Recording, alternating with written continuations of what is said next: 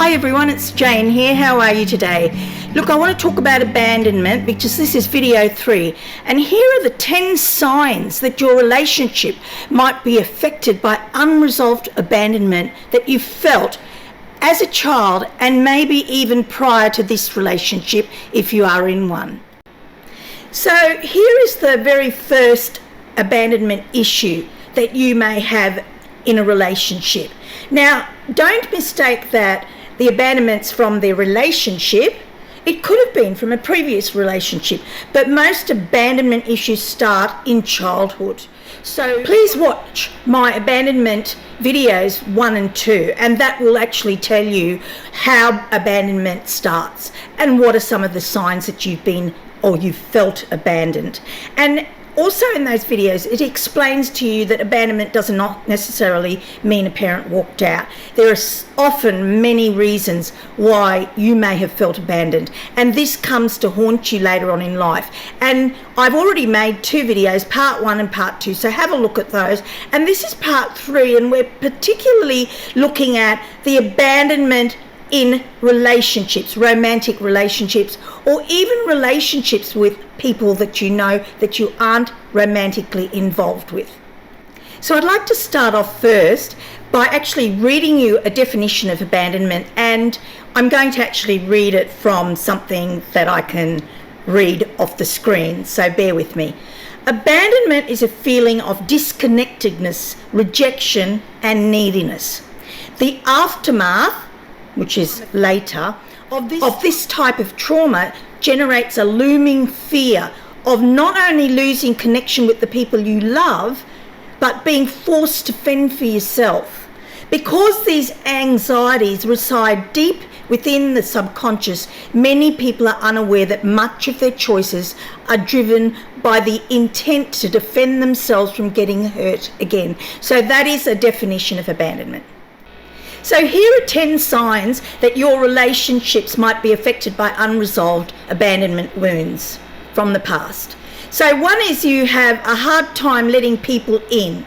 So, for example, you have trust issues. So you don't really want people to get too close to you. You do not show yourself really. You're not out there showing who you really are. You keep a lot of things to yourself about your life, about things that have happened to you. And you're very select about who you let into your life and who you trust to tell those secrets to. And in actual fact, you hold them very close to your chest. And if they do reveal a part of themselves, you may be very selective about what you will tell someone, and that again comes back to who you trust, so how much you will tell them. And these walls of privacy protect you from further rejection that you felt and disappointment. So this is why you are very cautious about who you bring in close to you in your life and why you are so guarded. Often also, you'll be the type of person who tends to put up a big front, an exterior that's tough, like, I don't need anybody, I'm tough, I can defend myself, I can do things for myself, I don't really need anybody. So the second one is you are detached. Have you ever had your partner accuse you of being cold and distant? Are you very self-reliant?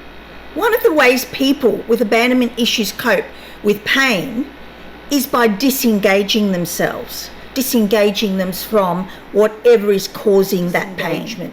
And they do not fully attach, because if they don't fully commit, then they cannot be abandoned. And that's how they think. And no one can hurt them if their heart is not invested.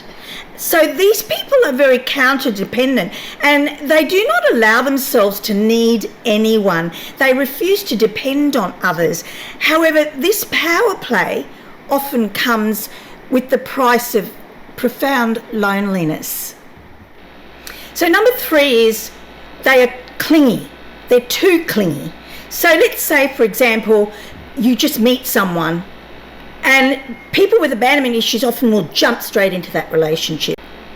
Now, I want to also say that we're all different. Not everything applies to you. You know, you might just recognise some of these. For example, you know, they even clamp onto a person that's dysfunctional, and they know it's dysfunctional, a dysfunctional relationship, but they still stay for years and years and years. Also, needing continual assurance that you are worthwhile, that you are beautiful, that you are fantastic, that you are loved. And that can be sometimes, the person can be accused of relying too much on their partner, or that they are demanding. They are overly dependent on one person to satisfy all of their needs. And tragically, that burden on that other person in a romantic relationship or even in a friendship ends up doing exactly what they wanted to avoid. And that was abandonment. So either the relationship breaks up and the partner leaves, or even a friend walks away.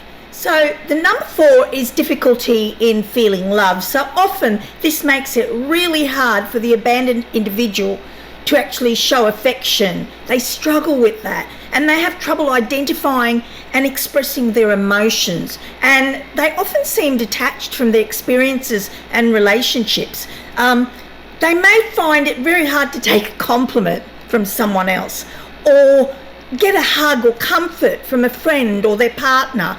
Like a hug, you know, a simple hug. They might shy away from that. And more often than not, they often hide their real self, their authentic self, which makes bonding with someone very problematic if you're going to hide a lot of yourself. For example, instead of admitting that they want more physical affection from that person, they use defense mechanisms such as pretending that they just don't care. Oh, they just don't care, even though you do. Okay, even though you as the abandoned individual do actually care, but you'll just pretend you don't.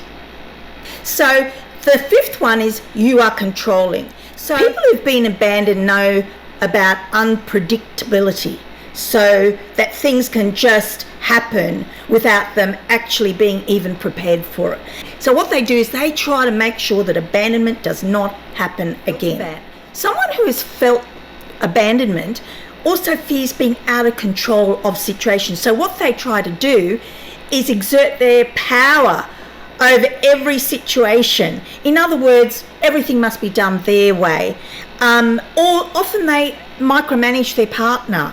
And sometimes they even tell little white lies to ensure that they have control of that situation. Sometimes they make indirect comments and suggestions to try and influence their partner, or they use emotional blackmail to keep their partner from leaving them.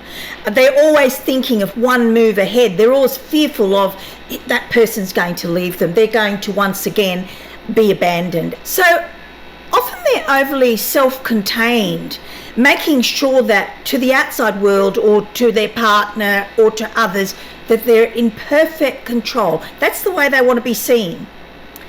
Manipulation tactics like these, whether they're overt or subtle, they're used to coerce their partner to stay and to love them.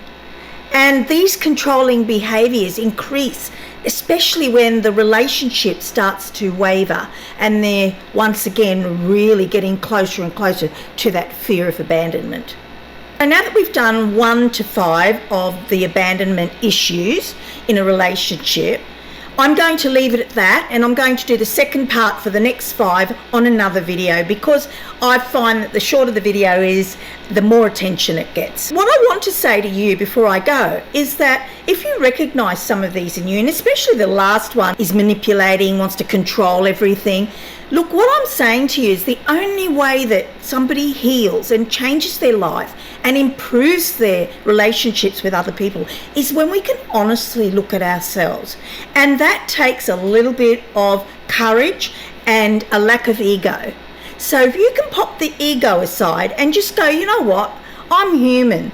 I'm not here to criticise you. Some of these things I've recognised in myself from many, many years ago.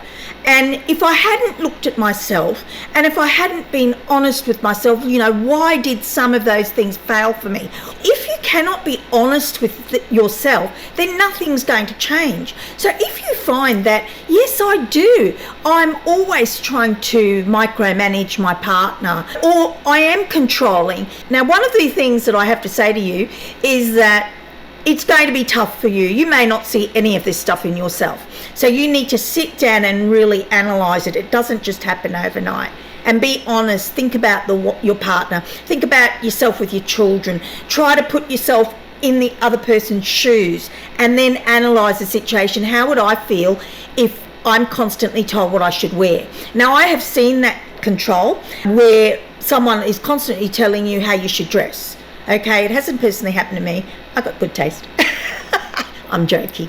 Okay, but you know, I have seen it where it's like, you're not going out in that, are you? Because it's a bit low cut or whatever else. So you might, for example, if you're a female, you might micromanage your partner, the way they dress, what their manners should be like, etc. Now, some partners do need that, you know, on occasion, about good manners. However, just really sit down and look at yourself, and please don't ever see it as a criticism of yourself. Instead, look at it as a spiritual, clearer understanding of yourself and a way of being able to make changes that will make your life happier and make you feel better about yourself as a person. And you will stop having things that go wrong in your relationship. And you will not keep on jumping into relationships that are unhealthy, and you won't stay in relationships that don't treat you properly, and you will improve as a person. And that's what life is all about, is self-improvement.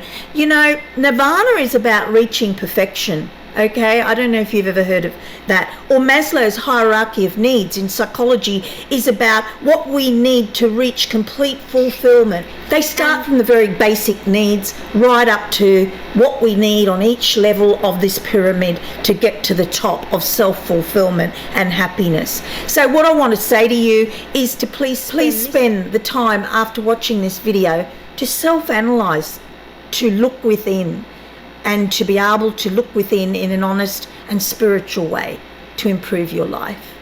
So with that, I say farewell, take care, and I shall see you again soon with the next part of this video.